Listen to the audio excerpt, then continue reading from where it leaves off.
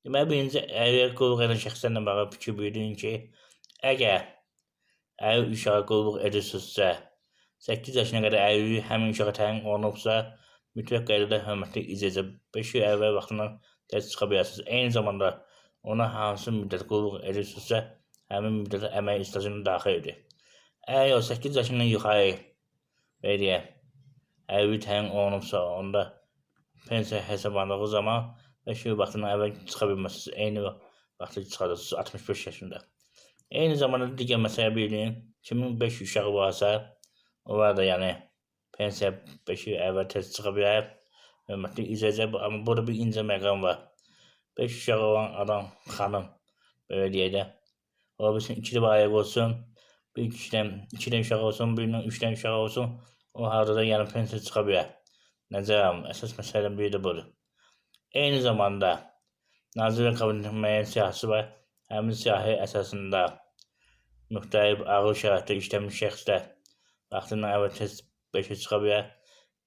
Qadınların 10 il stajı olduqda, kişilərin 12 il 6 ay əmək stajı olduqda hörmətli icazə. Bundan əvvəl qeyd edirəm ki, evlatlığa uşaq götürmüşsünüzsə, valideyn himayəsindən məhrum olmuş uşaq götürmüşsünüzsə, həmin uşaqlarda həmin siyahıya aidiyyəti var. Yəni 5 dənə uşaq siyahısının aidiyyəti var. Nəzərə alın, hörmətli icazə.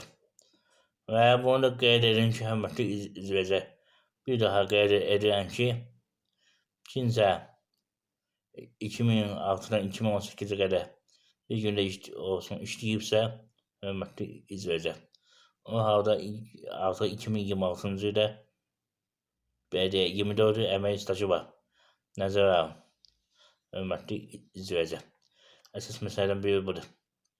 Eyni zamanda əlilliyi olan şəxsə qulluq edirsinizsə, hörmətli icazə, mütləq qaydada 1 ayda olsa, 2 ayda olsa, 1 gündə olsa, hardasa işləməlisiniz ki, mütləq həmin qulluq müddəti həmin stajın üstünə gəlsin. Hörmətli icazə, nəzərə alın, bir məsələ də budur. Mütləq qaydada. Qeyd edirəm ki, əlilliyi olan şəxsə birinci qrupa əvvəl valideyni qulluq elədiyi zaman, həyat yoldaşı qulluq elədiyi zaman avtomatik staj hesab olunur. Amma digər şəxslər qulluq edirsə, mütləq qaydada qaynlığı və ya patronajı icra hakimiyyətində və ya məhkəmədə təsdiq etdirməlidir. Mütləq qaydada, hörmətli icazə. Bunun üçün dediyim kimi, icra hakimiyyətinə müraciət olunmalıdır. Ərizələrlə həmin əlilliyi olan şəxsi müraciət etməlidir, həmin patronajda qəbul edən şəxs. Hörmətli icazə. Amma qaynlıq o vaxt verir ki, əlilliyi olan şəxs özünü idarə edə bilməsin, fəaliyyət qabiliyyəti olmasın, yəni anlamsız vəziyyətdə olsun, nəzərə alın. Hörmətli icazə. Əsas məsələdən biri də budur. Eyni zamanda onu qeyd edim ki, əlilliyi olmayan şəxsə 70 yaşından qulluq edirsinizsə, ona da patronajda qəbul etmişsinizsə və ya qəbul etmişsinizsə, o da əmək stajına daxildir, hörmətli icazə, nəzərə alın. Əsas məsələdən biri də budur. Sonunda bir məlumatı nəzərdə çatdırmaq istəyən diqqətlə baxın. Hörmətli icazə.